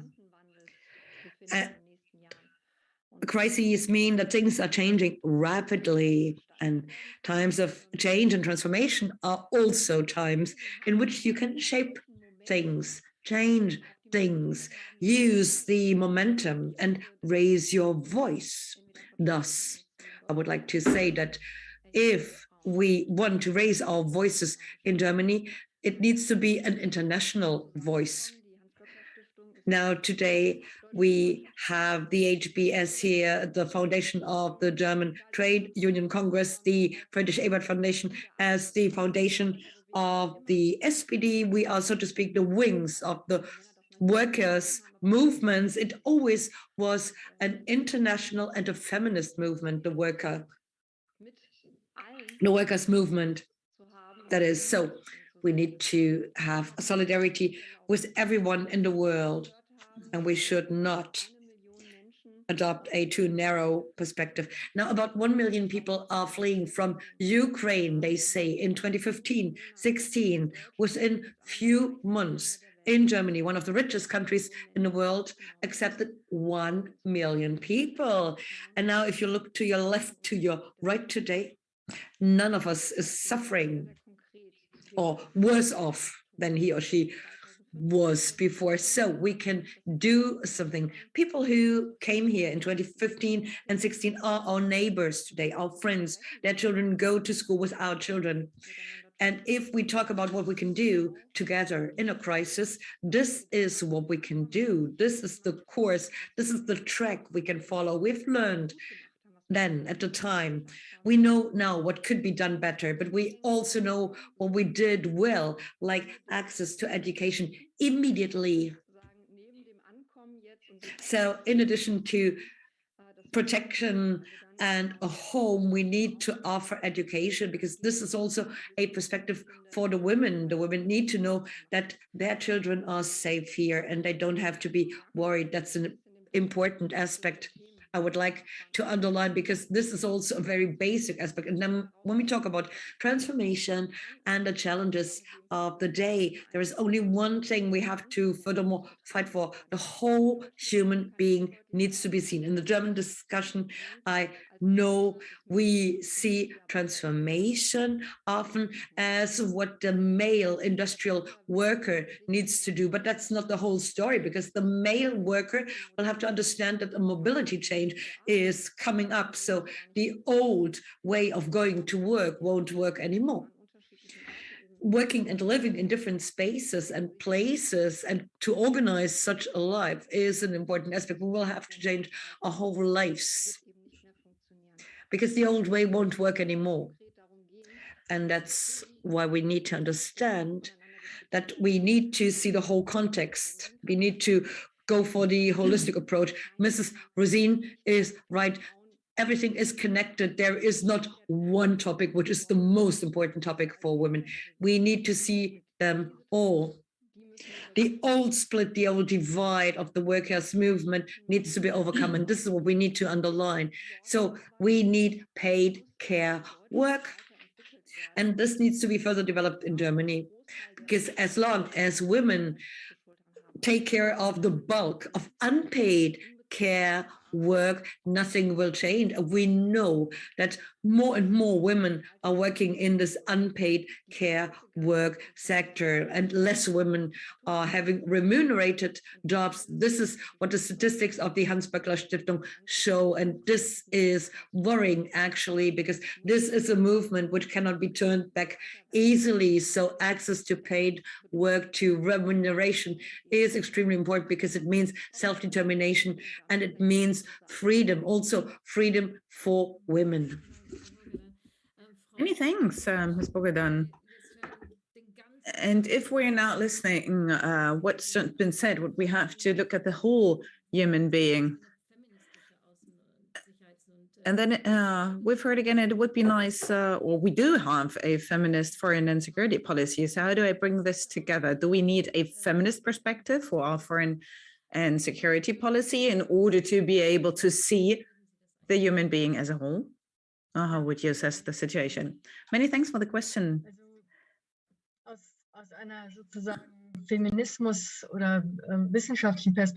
From a feminist or scientific approach, everything that we have mentioned today is falling under the transformative feminism. So this is a feminism that tries to do away with the traditional structures and tries to find reasons for inequalities between all genders, but tries to make this change possible. So tries to go down this normative road in order to bring this transformation about. And they want to break away with the structures that are perpetuating gender inequalities, and a strong focus of this transformative feminism is neoliberal capitalism that has been mentioned several times today. And as a sociologist, I would like to refer to the modern times that go along with categories like race or sex, and categories that have allowed us to separate or segregate different social groups in order to assign them certain roles. In the category of race, of course, we all have to think about slavery and slave trade. And when it comes to gender, then of course we all have to think about certain traditional roles that are perpetuated until today, and we're all fighting against them. So to your question, if we need a feminist security and foreign policy, somebody was referring to a feminist domestic policy, or a international domestic policy. I like that, and I think we do need that. And Ms. Esken already said so. And you said it's a men's world, and it's true. So when it comes to security policy, foreign policy, it is quite surprising that even when we are talking about a struggle with a very paternalist security threat that we are witnessing right now, that even in the German context, we hardly have any feminist or any female voices in the field. And this indeed is irritating, because we know that those voices exist, and this reminds us that our own cognitive structures, the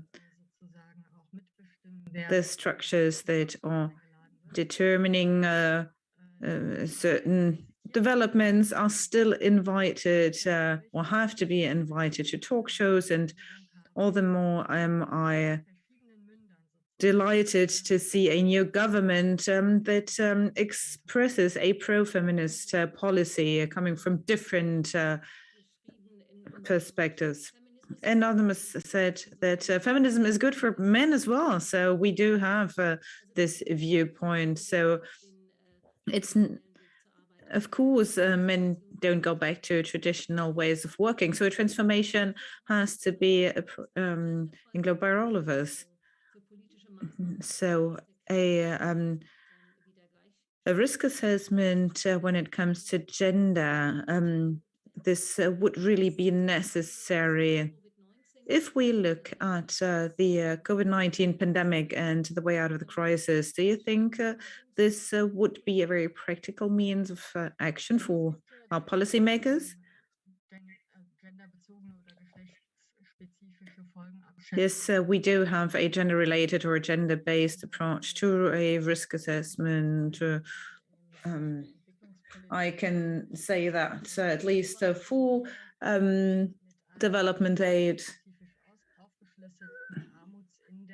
there we have a poverty index that is disclosing the gender and the different impacts of COVID-19 in different social contexts, separated by men and women. But this requires, of course, and this is something that has been mentioned before, this requires this separate collection of data, which of course sometimes is lacking. This is really dramatic. We don't have those different sets of data. We need this data breakdown in order to get a more clearer picture. And sometimes we see a backward movement that in fields where from time to time, or at times we did have this data breakdown according to gender, now we have this backwards movement where data is not looked at in a very detailed manner. And we really have to look into those tendencies to not exacerbate. Yes, Ms. Bogodan, it has to be measurable, those tendencies. If we lack the data, how do we know if there is inequality? And we might have bigger gaps than we are expecting or assuming. Yes, fortunately, we have quite good data sets for different phenomena and other phenomena, and this would be the link to the COVID-19 pandemic. We have a very insufficient data collection because of different reasons, but this makes it, of course, a lot more difficult how we could have acted in a different manner or how we can react in the future when we have another upcoming pandemic in order to not have this grave impact on women. And W7 said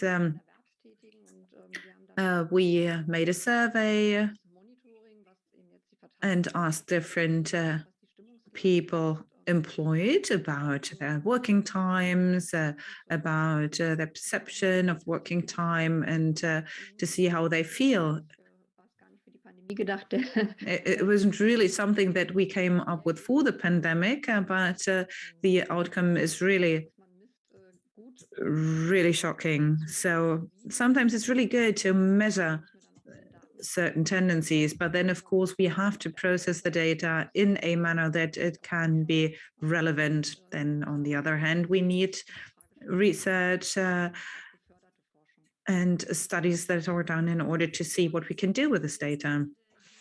Ms. Dietzel, I was just reading in our chat to what extent inclusion is taken up in W7. Violence against women has been raised. Women and children are more affected according to the statistics. So how can they flee the war? How can we open up protection systems? And under the auspices of the protective sector, I would like to know what phenomenon are we seeing in Europe? Is this really something that is gender specific? It's been said already, there's hardly any area where we don't see an aggravation of the situation of women and girls. And Ms. Bogeda already said that we do have data sets. There are a few analyses that have been made already in the beginning of the pandemic and separating the data according to the gender. And we already saw a negative tendency back then. And the question of what we can do in order to stop or to mitigate the impact, we wrote a report, where are the women in the COVID-19 response? So I would like to refer to women whenever they are participating, then of course their needs and requirements are reflected and we can react on that. I would like to visualize this with the help of an example in order to show you how we work in the health sector. We've already heard about it. Health sector is in a majority is female. On a worldwide basis, we have 70% of our healthcare staff is female, formal and informal. And now let's just imagine the healthcare professional is 400 kilometers away from the capital, so this might be 2 days away. This healthcare professional might be, or in its majority, a woman that is very badly paid. She receives 28% less than her male counterparts, but she is responsible for, when we talk about COVID-19, to administer vaccinations. But this is only the case if the vaccine reaches the institution. So because sometimes it reaches the capital, but then we need the last mile delivery. So it has to reach an institution or the hospital where people are administered the vaccine. And then she is caring for people that are affected, that are sick, and she is doing this in the majority of cases without protective gear. We don't have personal safety equipment, PSE for those people. And then let's come back to our data sets. Women are a lot less vaccinated against COVID, and even women working in the healthcare sector in Jordan, 32% of the healthcare workers are vaccinated when compared to 62% of the male workers. And then once again, when we look back to the report, where are the women? The women with all their experiences very rarely are contributing to the debate and are part of the decisions. And as we've heard, women, of course, have different needs and requirements. When we talk about the healthcare sector, here we're talking about sexual and reproductive rights and sexual and reproductive health. And we've heard it already back when we talked about Ukraine, access to the necessary healthcare services. When it comes to childbirth, it is really restricted. And we have many different and parallel crises that we have to look at. New crises like the one in Ukraine, where the healthcare sector was already overburdened because of the pandemic. And right now, the women that have to give birth don't find adequate services in order to foster the situation, and crises that have taken place before. In order to just name one more number, in Yemen, every 2 hours, a woman dies during labor because healthcare is not provided sufficiently. And now we're reading, even if we don't have sufficient data, we don't have any deficit of knowledge. I think it's very important to name those individual stories and to have a global view on the different situations of women and the different kinds of discriminations. Nevertheless, Ms. Esken, I would like to take up this critical point. We have not a deficit of knowledge, but we have a deficit of actions, and we know exactly what the measures are that would benefit equality. So we should just simply start working. Do you agree? So after having overcome the COVID-19 pandemic, yeah, it might be true for many different areas of action that we have the knowledge, but we lack the necessary actions and measures. This, of course, is true, but I would like to refer to another study. The Skl Happiness Atlas has been newly published from the University of Freiburg, because we were talking about happiness before. And this atlas showed quite clearly, or they have looked closely at the gender disparities, and women were usually more happy, according to the atlas, and they have been thrown back to the ground because of the pandemic. The mental load that we've witnessed during crises is a lot stronger for women than for men. We are talking about a COVID exhaustion for women. And when it comes to this field, we don't have any lack of knowledge. We have lack of necessary actions. That's true. We have to see to parents in views of a crisis situation or of a change over their life situation, have to ask themselves the question, who is working less? Then of course we are looking at the wage slips, and then of course it becomes quite clear who is reducing hours and is working part or part-time or less. Then of course the one earning more is not reducing hours, because otherwise they would not have enough income to live of it. So the massive increase of the minimum salary to 12 euros an hour is really a major contribution, although many of you might say it is still for this, but still it is a huge contribution to the pay equality. We have the Equal Pay Day today. It's come a bit closer to the IWD, but not sufficiently. And of course, the situation has been exacerbated because of the pandemic, but we have to take women along in order to not only recognize those policies that are effective, but we have to implement them as well. So of course, since we make up half of the population, we have the right to half of the power. So what I wanted to mention, where do we lack knowledge? This is data in the medical field. Then when we look to women and to children,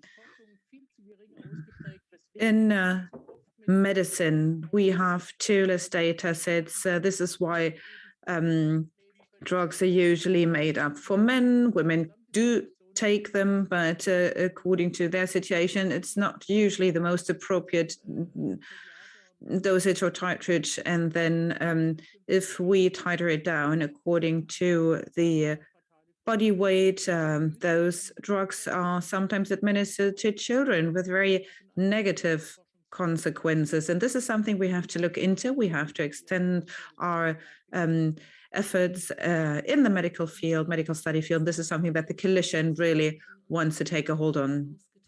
So we have seen a big discussion now in our chat when it comes to the gender pay gap. This is where we start out, or this is where it starts with. So this is something that we can take up later on.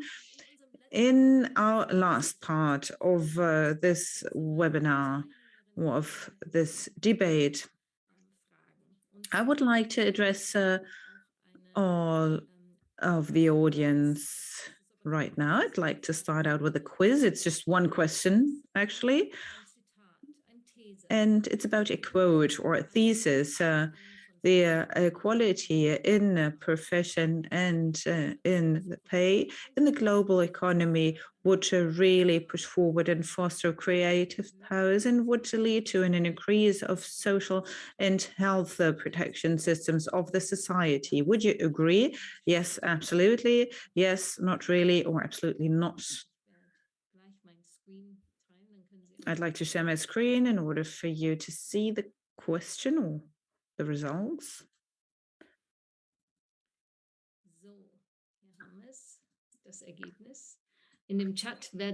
So once again, if we had an income and professional equality of men and women, then this would really foster innovation, productive and creative forces in the global economy, and would lead to a significant increase of social and healthcare related protection systems.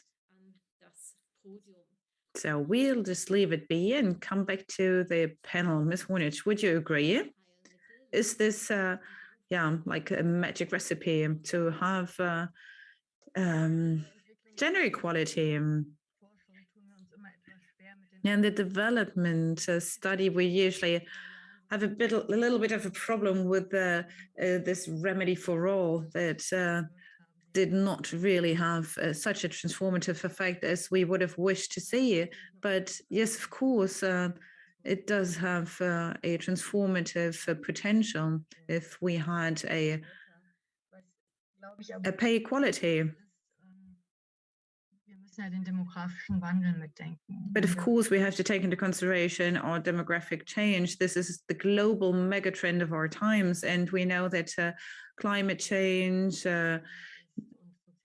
is one tendency, and social inequalities is another one, and demographic change, digitalization, and urbanization, all those different trends. And demographic change is something that affects us quite precisely right now and in the future, and it will further deviate roles of our agendas. And this is something that calculations come up with, and therefore I think that the approach that the care feminism that traditionally speaking is taken up by women, we have to revalue those professional or those professions, care professions, and to think about demographic change that we are undergoing and that will be aggravated in the future. It is, on the one hand, a positive message, and on the other side, of course, it's a huge challenge when it comes to how we can rethink our protection systems, healthcare systems, and care systems, and the education system, something that we have to extend, that we have to think about. And in all the relevant countries, making use of different mechanisms like our G7 summits or G20, that we have those countries on board that are economically strong. Indonesia, for example, is ranking 16th when we look at the GDP. It's a very huge economic force according to the country size, but only 1.2% is invested in education and research. And this is really a denial of the investment in the future. And I think this is why we have to look for new mechanisms in order to enter into debate and to shape the dialogue and try to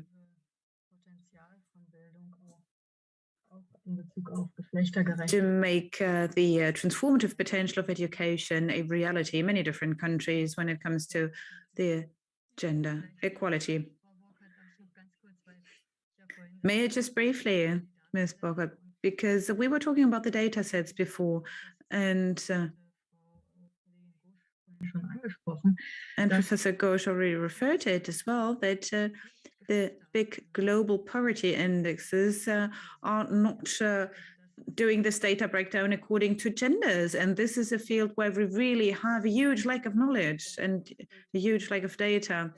And we need a gender-specific poverty index. This is something that we do in our development research, and that allows us to see that, for example, multidimensional poverty is twice as high in women as compared to men. But it's an underdeveloped area. So we are coming to the end of our discussion, but I'd like to know, how would you rate this thesis?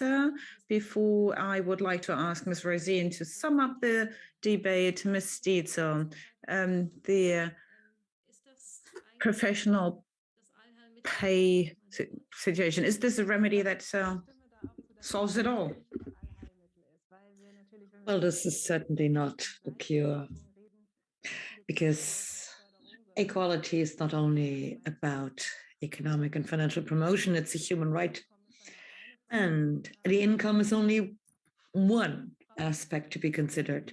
And women are part of the economic system, as we've heard today. Again, we do have historically grown power structures which determine what is being paid, who is being paid, and we've talked about unpaid care work And then, even if women earn money, they often cannot really dispose of it. Es geht wieder die Umstände, die Frauen benachteiligen. So this is once again about the disadvantage of women. And I would like to quote from the CARE documents. We do have aspects which need to be seen. Humanitarian aid, for example, only 23% of all the humanitarian aid offered by the Foreign Office was gender sensitive. So this needs to change. And of course, we do need more support for our health system. And then looking at care once again, the changes in everyday life. I mean, for 30 years, we have organized joint savings groups for women. And in COVID times, we saw a number of new approaches and ideas. Beginn der Pandemie. Und sie setzen sich in diesen kleinen Spargruppen So women, for example, met at an early stage in the pandemic in order to sew protective masks. Frauen in politischen Ämtern und Frauen. So there needs to be change. And there needs to be involvement. Kandidieren Frauen öfter für politische Ämter, also Frauen, die an diesen Solidaritätsgruppen.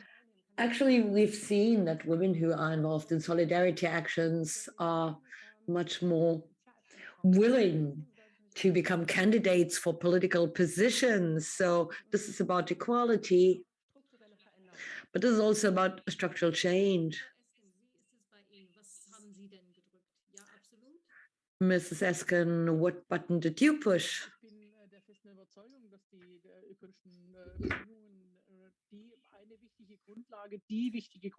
Well, actually, I am convinced that the political conditions are fundamental if you want freedom and free decision making and emancipation, the emancipation of human beings. I mean, but of course, we do have the income gap. Although we live on a happy island in Germany, but we do know what happens if there are only minor disruptions as the ones triggered by the corona pandemic. So we might have similarity, but we don't have equality yet. Thus, the economic basis is key.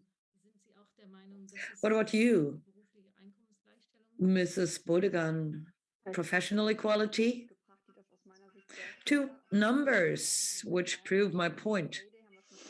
Equal pay day, that's today. I do remember that it used to be in May, 18.3% when it comes to the gross payment per hour, and 49% is still the difference between men and women when it comes to salaries.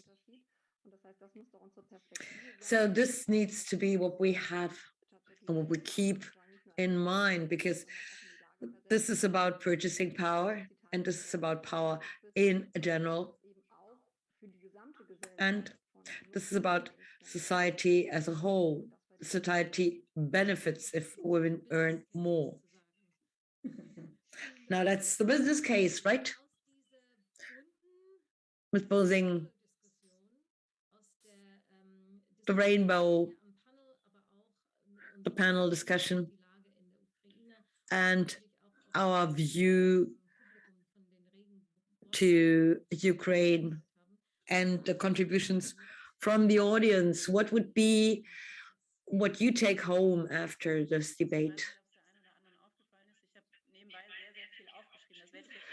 I made lots of notes, and I won't read them to you because this would be another 90 minutes. But I would like to answer your poll. And I would like to say that I do agree to Carla Dietzel. This is not the one screw you turn only. It's about lots of aspects we need to see and lots of processes of transformation we need to trigger, like the supply chains. And equal pay does not only concern us here at home, because we all need to benefit globally. Now, my summary of the afternoon would be, this is not about saving one woman. This is about many women.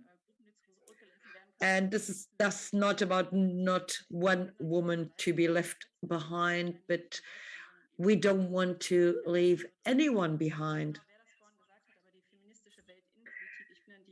And then the feminist domestic policy, they have the right agenda, I'd say. And that's what we would like to focus on, because that's about action, which is based on a perspective that works here at home. We need to do our homework, that is, but we also need to speak to the world, and we need to collaborate globally so that transformation can finally happen. And I would like to come back to what Professor Gosh said. We don't need the Big Bang. Capitalism won't die tomorrow just because it realized that it doesn't work in the long run, but we do need all these tiny little actions and activities in order to trigger transformation. And then we need a further representation of women in underrepresented groups. And of course, we need to change the poverty wealth ratio in the world. You all know the figures, but I would like to remind you of the need for solidarity. Once again, there are lots of wars going on all the time. And this is not only about white blonde women who find their way to Germany. There are also lots of other people who are trying to get to Germany as refugees, and they also need our solidarity and support. Thus, we need to make enough noise. And I'm really eager to make a lot of noise so that transformation can happen this year and beyond. Well, thank you, Mrs. Cousine.